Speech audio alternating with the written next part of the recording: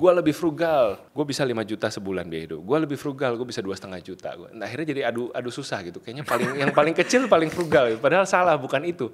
Kan kita juga butuh self reward Mas. Kayak udah capek nih kerja, masa harus tiap bulan frugal living itu? Kalau mampunya ikan pecel lele, kenapa harus maksain omakase, kan sama-sama ikan gitu ya. Tapi ngerasa bahwa sekarang kantor Bila kerja tuh capek banget, Bila pengen resign. Pada dasarnya resign itu nggak bisa dilarang. Halo semuanya, kembali lagi di podcast Suara Berkelas. Hari ini gue kedatangan orang spesial yang bantu aku kayak punya mindset tentang keuangan. Ada Mas Samuel Ray. Selamat datang Mas. Thank you Mas Bilal. Thank you teman-teman Suara Berkelas. Aku tertarik untuk ngobrol sama Mas Samuel karena datang dari POV seorang karyawan ya. Pernah jadi karyawan. Tapi juga Mas Ray ini ngomongin frugal living gitu. Ada kaitannya ya seorang karyawan yang dimana punya ambisi finansial tapi malah menjalani hidup frugal living dan katanya udah financial freedom. Gimana tuh? Oke, mungkin kenalan dulu kali ya. Oke. Jadi saya Samuel, saya karyawan kantoran dari tahun 2011. Kebanyakan pekerjaan saya itu HRD. Makanya mungkin teman-teman juga kalau kenal saya dari 2019, konten-kontennya banyak kan karir gitu kan, tentang CV, tentang apply kerja dan lain-lain. Lalu 2020 itu saya mulai belajar tentang satu movement di Amerika Serikat namanya FIRE, Financial Independence Retire Early. Nah, movement ini punya kepercayaan bahwa kita yang ngantor, kita-kitanya yang cari uang lewat gaji, itu harus secepat mungkin mengusahakan kebebasan finansial. Karena apa? Karena waktu kita terbatas. Ya, ini yang kita karyawan suka nggak sadar nih. Kita pikir, oh gajian tanggal 25 ada lagi. Tanpa kita sadari bertahun-tahun sudah berlalu. Dan pensiun menanti. Nah, pensiun menanti kan kita expired istilahnya kalau karyawan. Jadi nggak bisa menghasilkan uang lagi. Nah, teman-teman di FIRE Movement ini mereka mengusahakan supaya bisa retire early, kan tadi financial independence, retire early. Nah, early-nya ini ekstrim banget Mas. Ada yang di usia 27 udah retire. Usia 27 itu gue baru lucu-lucunya berkarir, baru jadi manajer gitu kan. Ini udah retire gitu. Namanya Pete Adeny dari Amerika. Nah, aku tuh tertarik sama movement ini karena apa? Karena financial freedom-nya ini bukan harus jualan produk, bukan harus ikut jadi member organisasi tertentu. Pokoknya ini semua matematika. Selama kita mau hidup cukup lewat frugal living, selama kita mau ngatur uang kita, dan kita punya disiplin untuk menabung, untuk berinvestasi, siapapun bisa mencapai. Ya, jadi mulai 2020 tuh aku sering ngomong tuh tentang frugal living di channel YouTube sama istriku. Dan kami juga memang menghidupi dan akhirnya singkat cerita tercapai lah financial independence yang kami rencanakan itu di usia 33 kami capai. Dimulai kalau mulai kenal namanya FIRE itu di 2020 di usia 30. Ini kayaknya gue takut salah ingat nih soalnya angka. Karena udah cepet banget ya 3 tahun. Memang cepet. Cuman gini, gaya hidupnya sebenarnya kami sudah hidupin dari awal berkarir. Dan saya yakin banyak teman-teman di sini juga secara terpaksa sebenarnya udah harus hidup frugal. Karena kita banyak yang jadi kaluna-kaluna ya. Terjepit dengan realita gitu. Ada yang jadi sandwich generation, ada yang harus biayain orang tua, adiknya harus sekolah, dia harus beliin laptop. Nah, itu kita ngerasain semua. Dan akhirnya kita udah hidupin gaya hidup frugal living ini dari awal berkarir sebenarnya tanpa kita sadari gitu. Dan memang ada juga faktor-faktor lain selain frugal living, yaitu ningkatin income yang kita nggak boleh lupa untuk kejar juga. Jadi buat kami memang jalur rezekinya itu di karir kantoran. Aku dan istri tuh sama-sama cukup cepat naik karirnya. Jadi kami udah manajer di sekitar tahun ketiga kami berkarir. Gitu. Jadi udah lumayan bagus karirnya dan itu juga dipercepat dengan memang kami nahan gaya hidup. Ya, kalau manajer di Jakarta ya kan pasti apa yang dikejar? Mobil pertama, supir pertama, disupirin dong ke kantor, turunnya di lobi dong, masih wangi dong gitu kan kalau manajer. Nah, kami enggak, kami biarpun manajer ya udah saya tetap naik kendaraan umum ke kantor. Istri saya kantornya di Alam Sutra naik bis antar provinsi yang warna merah itu yang cuma 10.000. Nah, dari Jakarta. Dari Jakarta naik itu. Sampai dibilang sama teman-teman kantornya, suami kamu mana? Kok nggak nganterin? Lagi berantem sama suami apa gimana gitu. Tapi enggak, dia memang memilih gaya hidup seperti itu. Nah, jadi frugal living itu kayak kombinasi yang pas gitu. Dengan kita kan kejar cuan nih, kejar karir, kejar bisnis supaya bertumbuh, uangnya banyak gitu kan. Nah, uangnya banyak, kalau gayanya banyak, uangnya jadi nggak banyak. Yes. Jadi habis nanti lama-lama. Tapi kalau uangnya banyak, gayanya sedikit, nah itu sisanya banyak. Nikmatnya adalah pensiunnya bisa lebih cepat. Yang kita nggak sadari jadi orang Jakarta gitu ya. Saya mau cepet-cepet gaji gede. Terus gaji gede, ya dia kena lifestyle inflation ya. Lifestyle inflation ini maksudnya tadinya saya duduk di kursi mobil LCGC cukup sih, lama-lama kan udah manajer, ganti deh mobil SUV Jepang. Yes. Nanti manajer gede gitu ya, asisten VP atau VP, masa masih naik mobil Jepang? Gengsi dong. Naik mobil Eropa dong, kalau enggak gatel nih, punggung saya gatel-gatel, kulitnya beda katanya gitu. Nah ini yang namanya lifestyle inflation, yang sebenarnya nggak perlu terjadi juga kalau kita bisa ngatur gaya hidup. Untuk bebas finansial itu kan ceritanya adalah gaya hidup kita tiap bulan itu bisa disuplemen oleh hasil investasi, ya kan? Kalau orang yang gaya hidupnya cuma 10 juta sebulan, sama orang yang gaya hidupnya 100 juta sebulan, kebutuhannya segala macam lah ya, les anak, dia tinggal di apartemen tengah kota, rumahnya di penthouse, bukan gak boleh tinggal di apartemen ya, cuman maksudnya kita harus sadar bahwa makin gede kebutuhan bulanan, uang yang harus kita cari untuk mencukupkan kebutuhan itu juga makin gede. Nah itu kenapa frugal living penting. Gitu. Kalau kita bisa bilang, jadi frugal living ini bukan adu miskin ya. Kalau di TikTok kan gitu kan. Gue lebih frugal, gue bisa 5 juta sebulan biaya hidup. Gue lebih frugal, gue bisa 2,5 juta. Nah akhirnya jadi adu susah gitu. Kayaknya yang paling kecil paling frugal. Padahal salah, bukan itu. Frugal living itu bisa di semua taraf level ekonomi gitu. Teman-teman yang pengeluarannya 20 juta sebulan apakah tidak frugal? Yang 50 juta sebulan apakah tidak frugal? Jadi ada versinya masing-masing.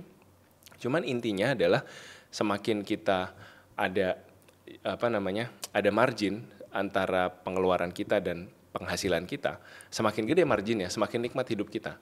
Ya, kalau kita bisa nabungnya banyak, terus kita bisa menekan gaya hidup tiap bulan, gaya hidup kita itu atau kebutuhan kita tiap bulan itu lebih gampang di-maintain. Kita lebih gampang untuk nyari, tadi kan contohnya 10 juta versus 100 juta gitu kan. Kita punya uang 100 juta berarti kalau gaya hidup kita 10 juta itu bisa buat hidup 10 bulan. Tapi kalau 100 juta tiap bulan dihabisin 100 juta, ya bulan depan nyari lagi gitu. Jadi itulah frugal living kenapa penting buat teman-teman karyawan untuk disadari dan dihitung dan dihidupi supaya ya selamat gitu. Kita kan cari uang susah, kita kan tahu kadang mesti lembur di kantor, lemburnya nggak dibayar lagi kan, ada yang gitu kan, dan ada politik di kantor dan ngalamin hal-hal lain lah yang mungkin kurang mengenakan gitu. Jangan sampai waktu-waktu masa muda kita gitu kan, tahun-tahun keemasan kita berlalu gitu aja, kita nggak ada savings, kita nggak bijak ngatur keuangan, nanti udah 40-50 udah nggak bisa kerja, ibaratnya dilepeh aja gitu sama tempat kerja, ya udah selesai, kita suruh nyari kehidupan sendiri, nyari uang sendiri, tapi ternyata kita nggak siap gitu. Nah itu jangan sampai terjadi. Tapi dari kacamata antagonis Bill, kan kita juga butuh self reward mas. Kayak udah capek nih kerja, masa harus tiap bulan frugal living itu? Bisa jadi itu stres yang kita bawa kan ke hidup kita, kayak wah kita kadang frugal living, kita teman-teman pada liburan ke Bali, tapi kita memilih untuk frugal living, itu gimana mas? Jadi gini, aku rasa kita harus punya pandangan yang realistis terhadap cara kita mengatur hidup kita gitu. Kadang-kadang kita lihat di sosial media, artis ini atau influencer ini setahun bisa 3 kali ke Bali atau malah tinggalnya di Bali gitu kan. Tapi kita nggak sadar bahwa sebenarnya artis itu adalah outliers. Dia adalah seseorang yang ya mungkin dari 1.000 orang cuman dia satu kayak gitu. Tapi kita salah menjadikan orang itu kayak standar kehidupan usia 20-an harus kayak dia gitu. Padahal sebenarnya healing yang kita mampu untuk afford saat ini mungkin belum Bali, tapi Ancol kali gitu.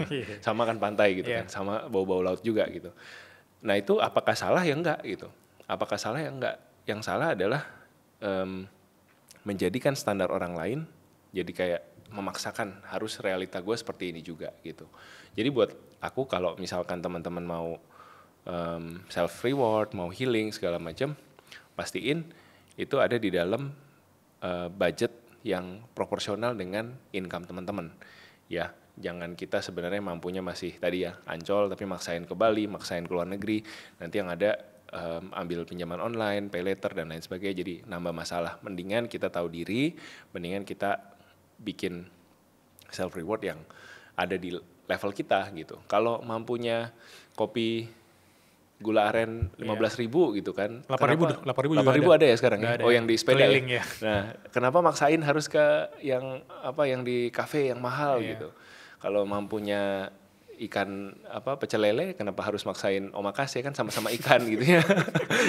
Jadi buat aku harus tahu diri itu. Nah, gimana kita nyusun budget ini sering di-share sebenarnya, bukan dari aku, cuman banyak financial planner suka share itu patternnya 50-30-20. Jadi dari 100% penghasilan yang kita terima tiap bulan, 50% untuk pengeluaran yang wajib. Jadi untuk bayar kos, bayar beli pulsa ya dan lain-lain, beli bensin. 30% itu untuk keinginan, 20% untuk saving. Jadi mengaturnya secara garis besar bisa seperti itu. Kalau boleh tahu, di titik mana kemudian Mas Samuel dan Mbak Claudia tadi merasa bahwa kayak harus frugal living deh gitu. Kayak nggak bisa menjalani hidup kayak orang-orang di mayoritas gitu. Dari awal bekerja. Dari awal nikah? Bukan? Dari awal nikah. Okay. Karena kami juga kami dapat reality slap gitu dari orang tua ketika selesai kuliah kan masih dibantu lah sama orang tua,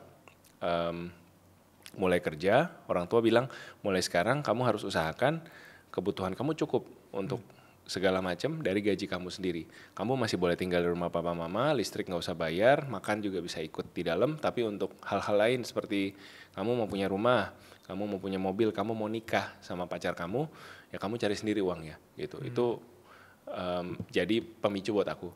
Kalau buat Clau, memang kondisi keluarganya dia tuh harus jadi breadwinner gitu di dalam keluarganya saat itu. Papa mamanya sudah pensiun, adik-adiknya masih sekolah, dan segala kebutuhan sekolah kayak beliin laptop buat adiknya itu dia lakukan, bayarin uang sekolah buat adiknya itu dia lakukan juga. Jadi emang dari awal keputusan untuk frugal living itu kita ambil bukan karena mau keren, bukan karena kayak sekarang kan di search frugal living ada kontennya banyak, bukan karena lihat konten siapa, karena kepepet gitu. Kalau mungkin bisa dianalogiin ya kayak si Kaluna lah mungkin yang di Home Sweet Loan gitu, terpaksa gitu. Padahal tabungannya lumayan gede gitu. Bagi anak-anak karyawan di Jakarta kan 300 juta tuh gede ya. Nah itu kan setelah dia terpaksa memaksa diri selama bertahun-tahun gitu kan. Jadi yang teman-teman lihat mungkin Kosem dan Ciklau bebas finansial usia 33, wah cepet gitu. Tapi sebenarnya prosesnya udah dari awal kami berkarir, kami jalanin proses masa-masa kepepet itu yang nggak kelihatan gitu. Dan memang kan baru mulai ngonten 2019 kan setelah beberapa tahun berkarir. Jadi memang kalian seakan-akan ngelihat ini tip of the iceberg-nya aja gitu. Padahal di dalamnya tuh perjuangannya tuh ya kita jalanin juga gitu. Orang hanya ngelihat hasil ya, orang nggak lihat prosesnya. Betul gitu. Dan aku juga mau bilang buat teman-teman yang kepengen financial freedom di usia 20-an gitu ya, terlalu cepat juga bahaya. Karena di usia 20-an kita nggak tahu secara menyeluruh kebutuhan keuangan kita, gaya hidup kita nanti kayak apa. Di usia 20-an kan kita ya mungkin banyak yang udah punya pacar gitu ya. Ya mungkin pasangan hidup tahulah kira-kira siapa gitu. Tapi tahu nggak nanti misalkan mau tinggal di apartemen atau di pinggiran kota, di rumah. Udah ngomong belum mau punya anak berapa? Udah ngomong belum anaknya nanti mau sekolah di sekolah level apa? Ya kan? Nggak cuma nasional sama swasta loh, sekarang swasta pun ada levelnya gitu kan. Ada internasional, itu beda lagi. Nanti selesai sekolah kuliahnya mau kemana? Jadi menurut aku untuk teman-teman yang mau mulai planning untuk financial freedom, lakukan late 20s boleh mulai. Karena di situ harusnya ya rata-rata kan kalau di Indonesia menikah usia 25-27 menikah, punya anak juga umur segituan, jadi mulai kelihatan kira-kira kalian butuh uang tuh berapa tiap bulannya untuk hidup. Nah baru ngitung gitu. Jangan hitung saya mau financial freedom, saya cukup dengan kata Kosem kita harus mencukupkan diri, saya cukup dengan 5 juta tiap bulan. Ya mungkin kamu cukup, tapi ntar pasangan kamu gimana, anak kamu gimana gitu. Jadi kadang terlalu cepat juga salah karena kita belum matang ibaratnya gitu. Belum tahu persis secara realistis di adulthood kita nih setiap bulan cukupnya itu berapa gitu. So take time, gak usah buru-buru. Dari studi kasusnya Mas Samuel dan Mbak Claudia, Itu kalian udah hitung dari let's say 2019 tadi kan. Terus di titik mana kemudian kalian sadar bahwa oh kita udah bebas finansial nih. Anak yang mungkin nanti SMP, SMA atau kuliah itu udah ke cover dari sekarang. Itu mungkin insight ke teman-teman yang kebayang nih di titik mana gitu. Jadi kan kami tuh terekspos dengan konten-konten FIRE tuh tahun 2020 pas COVID. Jadi ada shout out ke Pak Dodi Prayogo, Pak Dodi Bicara Investasi, itu channelnya juga bagus kalau teman-teman mau belajar ngitung. Juga channel-channel luar ya, ada Pete Edeni tadi, Mr. Money Masters, terus kalau bukunya Vicky Robin, Your Money or Your Life, sama buku JL Collins judulnya Simple Path to Wealth. Nah banyak tuh, langsung shopping listnya banyak teman-teman. Nah dari situ kami coba hitung, karena memang selama ini tuh kami sudah sangat, kami tipikalnya yang planner banget gitu, pasangan suami istri yang sangat planning. Jadi setiap kebutuhan tuh ya memang nggak ada cara lain, kami harus nabung dan ngumpulin, nyicil sendiri gitu. Jadi nggak ada cerita dapat hibah dari orang tua atau udah deh kita maksain beli apa segala macam. Pokoknya semuanya terplanning. Sampai akhirnya satu titik kami di 2019 itu merasa hidup kami tuh udah mulai kelihatan bentuknya. Anak kayaknya satu aja. Rumah udah selesai nih, udah jadi. Kita move in ke rumah kami yang di Bintaro. Terus mobil juga udah selesai cicilan waktu itu. Jadi udah mulai merasa kayaknya hidup gue udah nggak akan lebih besar dari ini gitu. Ini cukup, gue udah ketemu kayaknya gitu. Sampai ada satu titik kami juga ngobrol sama financial planner. Kami bayar financial planner, terus ngobrol gitu kan. Ini mimpi apa lagi Kosem dan Ciklo yang dimiliki di masa depan? Apakah mau punya mobil kedua? Apakah mau punya rumah kedua? Nah aku nggak tahu ya, sekarang aku usia 30-an. Mungkin nanti usia 40-an, 50-an akan beda ngomongnya. Cuman sekarang tuh pada saat ditanya kayak gitu sama si financial planner, aku tuh kayak bingung. Emangnya harus ya gue punya apa-apa lagi? Gue harus punya keinginan lebih nggak dari sekarang gitu? Karena pada saat itu jujur nggak merasa kepengen apa-apa lagi. Gue merasa mobil yang sekarang dimiliki udah cukup, mobil second, rumah yang dimiliki juga bukan rumah mansion yang ada lift dalam rumah, tapi cukup gitu ya. Tidak punya properti, tidak punya tanah, tidak punya kos-kosan, tidak punya mobil sport 2 pintu, tapi merasa cukup. Dan di situ kita sadar bahwa sebenarnya yang dibilang orang FIRE ini step pertamanya, cukupnya. Kamu harus tahu cukupmu di mana. Dan kita kayaknya udah capai nih gitu. Sampai financial planner gue bingung waktu itu. Terus akhirnya ya udah kita set goal untuk pendidikan anak. Kita ngobrol gitu kan, mau keluar negeri ya, mau dalam negeri segala macam, hitung-hitungannya keluar. Oke, udah kita ngejar itu aja. Kita ngejar angka pendidikan anak aja. Nah udah akhirnya kita set goal. Tadinya angka itu kita mau achieve di umur, kita hitung-hitung lah dengan rasio menabung segala macam, terus kekuatan income kita, pengeluaran tiap bulan juga.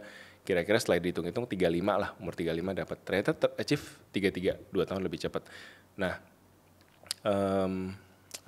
ini bukan karena Kosem Ciklau hebat apa gimana gitu. Ada faktor luck juga. Jadi pada saat COVID itu banyak creator keuangan yang dapat windfall dari orang lebih aware tentang keuangan. Orang lebih banyak uang kan pas COVID kan, kita nggak traveling, kita nggak bisa kemana-mana. Akhirnya orang belajar investasi. Jadi banyak growth lah di channel kami. Kita rasakan banyak growth. Nah akhirnya setelah itu tercapai di usia 33. Ya udah akhirnya kami sekarang tuh sifatnya apa ya hidup mencari arti aja gitu. Gimana kita memaknai kebebasan gitu yang udah kita dapat. Apakah gue mau kerja lagi, apakah gue mau spend time lebih banyak dengan keluarga, obviously itu. Yang jelas sekarang setelah tercapai, nah ini yang the beauty of being free is work becoming optional. Work is optional dalam arti kita bukan mau retire terus ongkang kaki di rumah seperti orang dulu mikir retire ya udah tidak berdaya main PS tiap hari gitu, mager gitu. Lu bisa tetap kerja, lu bisa tetap produktif, tapi sekarang lu bisa milih lu mau ngerjain apa. Kan angkatan gue dulu kan angkatan passion, carilah passionmu. Kalau kerjaan tidak sesuai passion berarti jangan di situ gitu kan. Nah sekarang ibaratnya gue tuh semut pekerja yang sama sekali merem tentang passion di awal gitu ya. Setelah bertahun-tahun kerja dan apa istilahnya keuangan gue beresin, nah sekarang gue bisa nyari passion gue. Tapi gue melakukannya tidak reckless, gue tidak melakukan dengan kayak oh ya udah dengan semangat gairah masa muda dan optimisme orang fresh grad gitu bahwa gue bisa segalanya. Enggak, gue sekarang berangkat dari sudut pandang gue udah settle, keuangan gue udah rapi, gue bisa secara bertanggung jawab mencari purpose gue apa di hidup ini gitu. So that's the beauty of it. Jadi menurut gue untuk semua karyawan, teman-teman yang penghasilannya bulan ke bulan, pertama jangan malu jadi karyawan ya. Kita sering dibilang karyawan kelas 2 lah, kelas 1 tuh pengusaha. Kan keren cari kasih orang kerja gitu kan. Kalau di acara keluarga juga kan ketemu si Tante Teti atau Tante siapa gitu kan. Kamu masih kerja sama orang gitu.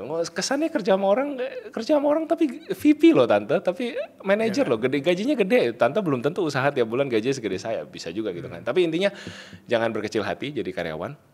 Itu poin 1. Terus poin kedua, jangan sampai kita nggak tahu matematikanya FIRE 4% rule. Kita harus cari tahu. Meskipun angkanya besar ya kan, kalau ngitung 4% rule itu kan pengeluaran bulanan dikali 300. Pasti angkanya miliaran. Pasti bengep juga lihat angkanya, gila 3M, 6M kapan kekumpul itu. Tapi paling enggak kalian punya kalian lagi di terowongan yang gelap nih kan, karir kan gelap gitu ya. Kelihatan di ujung ada cahaya. Jadi paling enggak setelah hitung kalian jadi bisa punya sikap, oke, saya mau jaga pengeluaran saya jangan keluar dari yang udah saya cukupkan ini. Saya mau jaga pemasukan saya supaya bisa cepat nabung mencapai ke sini. Dan satu hari nanti karir saya ada selesainya. Ya kan sedih sekali kalau sampai hari tua kita ya udah mengalir aja gini-gini aja gitu. Ya kan kita harus at some point punya keberanian untuk punya courage untuk ambil alih kendali atas hidup kita kembali gitu kan. Nah memang mau nggak mau, sorry to say, money is a big issue gitu. Ketika kita bicara soal kendali, yang pegang kendali itu yang punya uang.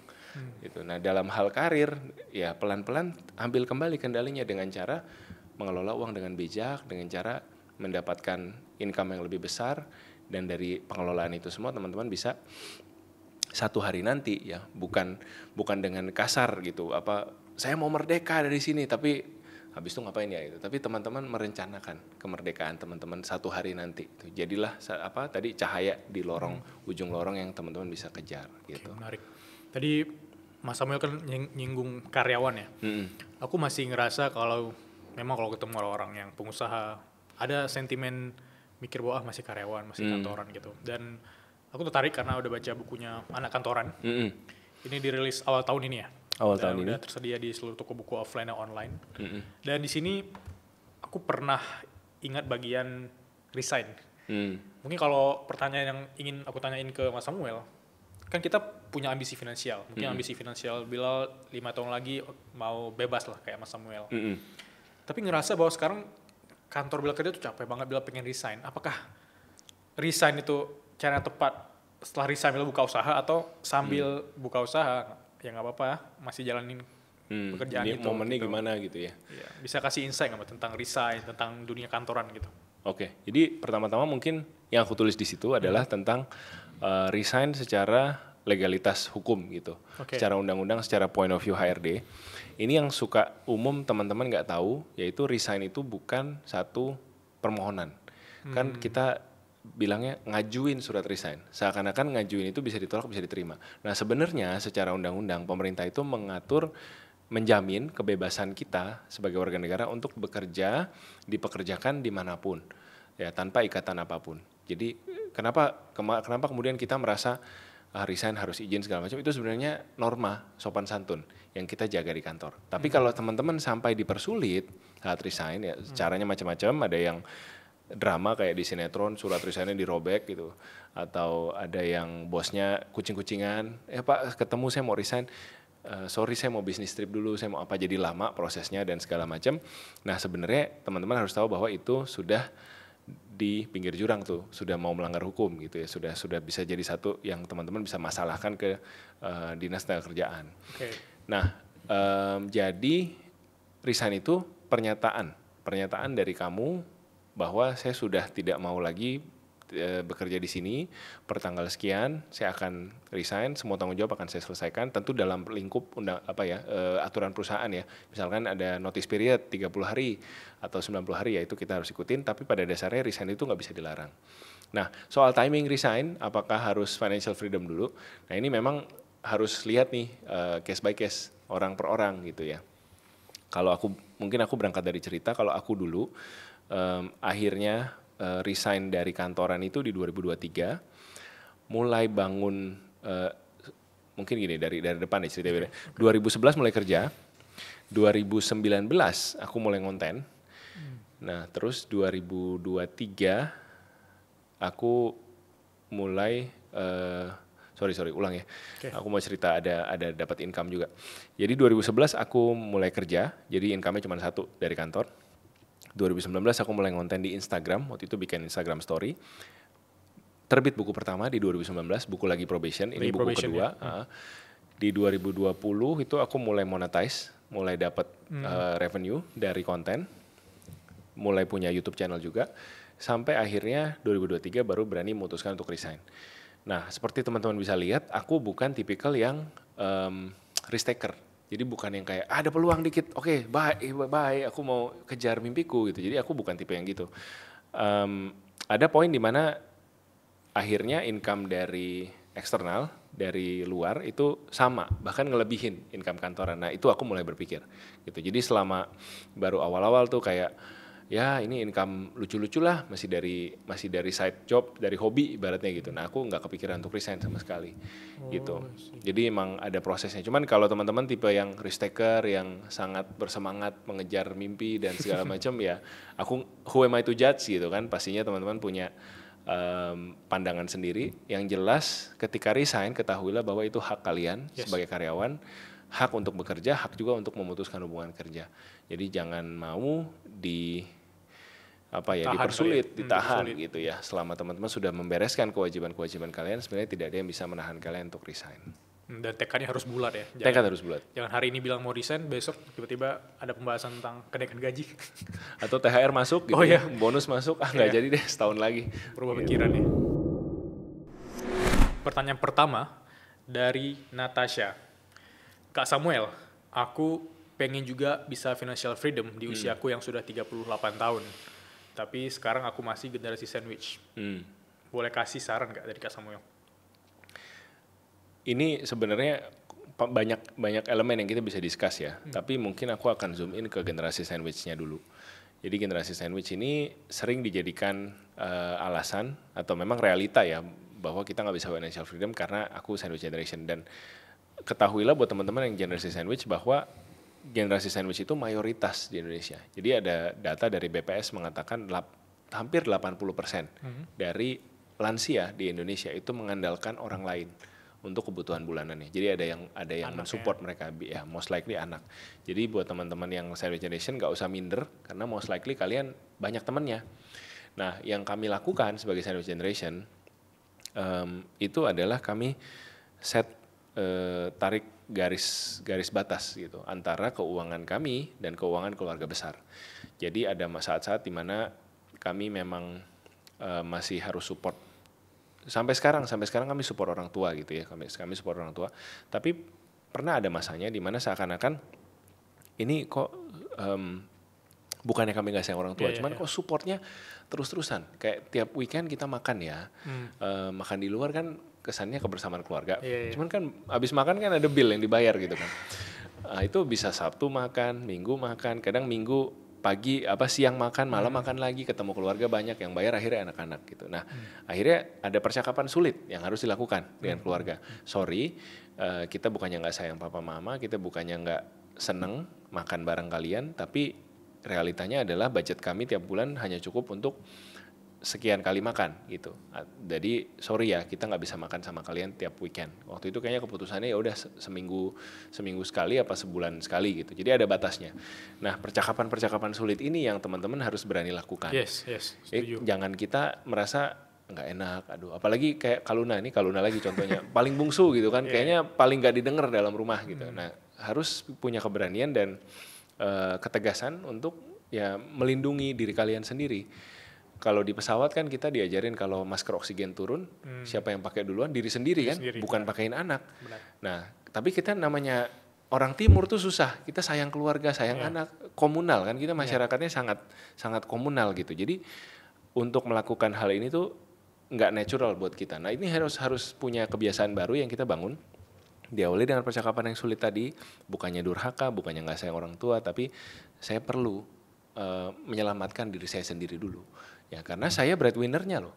Saya yang membawa uang datang ke keluarga ini gitu kan. Ibaratnya semua udah nggak kerja. Berarti yang harus sehat mentalnya, yang harus sehat fisiknya, yang harus punya semangat tiap hari untuk kerja, untuk cari uang ya saya gitu. Jadi prioritize yourself gitu ya. Bukan kita selfish tapi somehow kita cari keseimbangannya itulah gitu. Nah, keseimbangannya itu di mana teman-teman yang lebih ngerti. Nah, soal kemudian usia 38. Lagi-lagi ya teman-teman, it's not about being retired early, it's not about lebih cepat dari Kosem atau lebih cepat dari siapa gitu ya. Kalau Kosem 33 kalian harus 30 atau gimana gitu. Being retired early, kalian retire usia 50 pun masih early. Karena usia pensiun di Indonesia 58. Jadi don't focus on the number, yang penting fokus kepada pola hidup, bangun pola hidup yang baru. Kalau selama ini nggak pernah budgeting. Kalau selama ini nggak pernah nge-track kekayaan bersih ya, kekayaan aset kurang hutang di tracking supaya kalian tahu, sampai akhirnya tanpa kalian sadari tahu-tahu udah tercapai journey-nya gitu. Jadi don't focus on the time, yang penting bangun lifestyle dan namanya kalau kita udah ada niat, jalannya pasti ada gitu. Aku percayanya gitu. Ya kadang banyak orang yang merasa insecure karena mereka masih compare dengan numbers-nya orang gitu ya. Betul. Padahal 38 kalau di-compare sama yang tadi 45, 50 kan masih golong muda. Kalau dia mencapai di 40 misalnya. Betul. Oke, menarik. Kita ke pertanyaan kedua. Dari Iqbal. Tips on enjoy working dengan bad partner gimana ya? Partner kerja yang nyebelin itu realita. Dan kita harus terbiasa menerima bahwa kita nggak bisa pilih rekan kerja kita. Kalau di kantor, di sekolah kan mungkin masih bisa pilih-pilih teman. Pak, saya maunya kerja kelompoknya sama si ini, bisa pilih sendiri, gurunya ngasih iya gitu. Nah, kadang-kadang partner yang menurut kita nggak enak ini, mereka punya skill yang kita butuhkan. Kita mau nggak mau harus kerja bareng mereka. Nah, kalau buat aku sama, mirip tipsnya sama tadi yang pertama, yang sandwich generation, kita harus set boundaries juga. Kita harus set boundaries. Saya jelas kerjaannya sampai mana, saya jelas waktu kerjanya sampai mana, saya punya kebiasaan seperti apa, misalkan after office saya nggak bisa dihubungin, atau saya nggak akan balas chat kamu sebelum jam kerja mulai gitu dan sebagainya, atau kita kalau mau teleponan kamu chat saya dulu ya untuk cek saya lagi bisa ditelepon apa enggak. Jadi hal-hal seperti itu ya, keeping boundaries in office penting untuk kita jaga. Memang agak susah nih kalau kita ngomong kita masih junior, ya kan? Benar. Kita masih siapalah gue gitu, segala apa setting boundary segala macam ya, atasan gue aja nggak menghargai gitu. Nah, kalau udah kayak begitu, kita bicara soal culture nih. Nah, culture aku juga bahas di buku ini, ada berbagai jenis culture dalam perusahaan yang kalau pendekatanku namanya culture itu bukan sesuatu yang kita harus ubah. Culture itu dari sononya udah ada, bisa diset oleh leader, bisa diset oleh mayoritas karyawan di sana. Tapi yang jelas kita pendekatannya pragmatis nih teman-teman. Selama kita bisa survive di culture itu, ya kita nikmati. Tapi kalau sudah tidak bisa, udah mengganggu mental health, culture-nya kekeluargaan, tiap kali pulang kantor harus ya main futsal bareng misalkan. Harus ya kebaktian Jumat siang bareng-bareng gitu misalkan gitu ya, kan ada yang persekutuan doa di kantor. Nah, hal-hal seperti itu kan nggak semua orang nyaman. Ya, buat kalian yang nggak nyaman, buat kalian yang merasa ini kok lama-lama kantor berlebihan ya gitu ya, meminta berlebihan dari saya, ya di situ kita bicara soal apakah kalian sudah ibaratnya pantas untuk udah saya tinggal aja deh kantor ini, saya pindah aja ke tempat lain gitu. Karena lagi-lagi kita lihat nih market kan, job market. Kalau kerja itu bicara soal kamu tuh lagi in demand apa enggak skillnya. Kalau in demand skillnya kamu jarang, ya kamu mahal. Tapi kalau orang kayak kamu banyak, ya kamu nggak bisa minta gaji setinggi langit gitu. Jadi kadang kita berpikir kantor tuh kayak, oh harus perhatiin saya dong, saya udah expert, saya udah 3 tahun kerja, saya udah 5 tahun kerja. Tapi ada yang baru 1 tahun kerja, pengalamannya lebih dari kamu, gimana? Itu kantor pasti akan milih yang lebih murah, ibaratnya gitu. Jadi kita juga harus sadar skill kita di market seperti apa, demand-nya lagi seperti apa, harganya berapa. Nah kalau memang teman-teman lagi ada momentum nih, wah lagi dicari orang kayak gue, ya kenapa tidak cari tempat kerja yang lebih baik, kenapa tidak cari bonus di income di tempat lain gitu, kenapa tidak misalkan freelancing, skill-skill kalian ke tempat lain gitu. Jadi buat aku pendekatan di kantor harus pragmatis. Kalau kita bicara soal bad partner, kalau itu satu orang, set boundaries. Kalau itu culture, nah kalian lihat nih, lihat sikon, bisa gue apain nih culture, kalau gue udah gak bisa survive, mungkin waktunya untuk pindah, dan ketika kita pindah, kita lihat skill kita lagi on demand apa enggak. Kadang kayak tadi setelah kantor harus main futsal setiap hari, terus harus ngopi, harus apa, itu diisi oleh orang kesepian kantornya tuh. Gitu ya. Bisa rata-rata kayak karena kesepian, nggak tahu ngapain di rumah. Betul. Ya udah mending ajak anak kantor lagi. Kesannya hidupnya di kantor terus gitu benar, kan ya. Benar, tapi ada sih memang yang itu ada, sorry, itu ada. Jadi ya hati-hati ya teman-teman ya. Oke. Pertanyaan terakhir dari Eka Priyatna. Kak, aku pengen nikah, tapi gaji calon pasangan aku masih di bawah ekspektasi aku. Ada saran nggak ya? Wah berat nih. Oke. Jadi ini ya, aku pengakuan nih. Waktu aku menikah itu pakai tabungannya Klau. Jadi Klau itu dari dulu sangat frugal, dia lebih frugal dari aku, dan keuanganku dulu waktu mungkin kita kan menikah setelah berapa tahun kerja ya? 3 tahun kerja nih. 3 tahun kerja menikah. Keuanganku berantakan 3 tahun pertama itu. Bukan yang aku hutang sana sini, tapi aku nggak ada tabungan gitu karena habis ke lifestyle. Jadi apalah, beli tas, beli apalah barang-barang nggak penting gitu. Sampai akhirnya ketika mau menikah, wah tabungan nggak ada gitu. Dan pressure-nya tuh benar-benar waktu itu tiap kali kita keluar masuk wedding expo, itu kalau nggak berantem nangis. Ya berantem karena merasa ya ada pressure tentunya secara uang gitu ya. Ini habis lagi beli jas, keluar duit lagi, sewa gaun dan segala macam. Nangis karena merasa putus asa gitu. Ini gimana ya, uang yang udah gue kumpulin segini banyak habis gitu aja dalam 1 hari. Tapi kita nggak bisa kemudian mengukur pasangan tuh dari parameter-parameter apa gitu. Memang susah gitu. Kalau kita bilang dia orangnya baik, nanti bisa jadi nggak baik. Kalau kita bilang uangnya banyak, nanti bisa jadi nggak banyak. Pekerja keras apa bukan? Bukan. Nanti bisa jadi berubah gitu personality-nya. Jadi memang pernikahan itu ada faktor gamblingnya gitu. Jangan gambling nih, ntar kena sensor ya. Faktor apa ya? Ada faktor untung-untungannya gitu gue bilangnya. Jadi memang menikah tuh ada faktor untung-untungannya. Kalau kita suka sama nih orang, ya mau nggak mau memang ada lompatan iman gitu ya, leap of faith yang kita mesti lakukan buat ya udah gue mau bersama-sama dengan orang ini. Ini kalau memang teman-teman merasa kayak di sisi yang duitnya banyakan gue nih gitu, ya udah mungkin nggak ada salahnya coba explore prenuptial agreement, perjanjian pranikah gitu ya, kan seperti kisah perceraian artis yang belum lama ini terjadi gitu kan, istrinya selingkuh. Akhirnya cerai, istrinya nggak dapat apa-apa gitu. Sering gitu ya? Ya sering itu terjadi. Jadi itu boleh juga sih dilakukan. Itu kan Gen Z kan very kalkulatif, very pragmatik gitu kan. Mungkin boleh juga dilakukan. Nah tapi balik lagi ke cerita kami, akhirnya ya seiring berjalannya waktu, aku punya awareness yang lebih baik tentang keuangan. Malah akhirnya aku yang nge-push untuk kita bisa financial freedom, punya goal yang lebih fokus dan sampai di tujuan kita gitu. Jadi buat teman-teman yang mungkin pengen nikah tapi suaminya belum siap gitu ya, aku nggak bisa bilang nikah aja dengan iman gitu, susah juga gitu. Karena bentar beneran nikah terus ternyata selama-lamanya bohwat itu suaminya gitu. Maksudnya karena dibilang kayak nikah aja ntar rezekinya setelah nikah. Nah gitu ya. Itu salah juga gitu. Jadi buat aku it's a risk you take in your relationship. Dan hanya kamu yang bisa menilai apakah pasangan kamu worth it gitu, resiko yang kamu mau ambil. Ada yang nggak jadi nikah nggak setelah dengar nasihatnya, ada juga. Itu dia mungkin berpikir ya duit gue lebih banyak, gue independent woman. Kan beberapa tahun lalu sempat ada satu perempuan di TikTok dia mau menikah, suaminya bilang kamu jadi stay at home mom ya. Terus dia bilang boleh gue jadi stay at home mom tapi gaji gue sekarang 25 juta tiap bulan, bisa nggak lu bayarin? Diem pacarnya gitu. Jadi ya itu realita zaman ya yang buat aku teman-teman harus putusin sendiri.